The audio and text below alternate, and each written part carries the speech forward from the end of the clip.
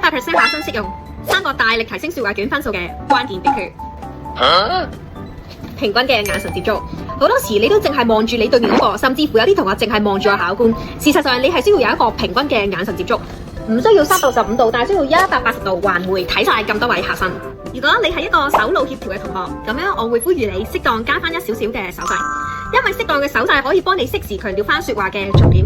但如果過度嘅話，譬如好似咁樣嘅話咧，咁就會模糊咗你說話嘅焦點，所以手勢要適當。出嚟你講完噶啦，係啊，講完啦。點解人哋唔知你講完嘅？因為講完嘢嘅時候咧，你必須要做翻個指定動作，就係邀請人哋，邀請下一位考生去作答。但當然啦，我哋唔會話 What do you think？ 甚至有啲中文嘅同學就會幫我改咗 How do you think？ 呢啲都唔得㗎。咁唔用呢啲可以用邊啲咧？就會係呢啲。想學更多 DSE 5星星說話技巧或者其他分卷嘅必殺技，咁快啲 follow我，再加埋轉寄俾你嘅 DSE 同學，一齊每日學更多英文啦！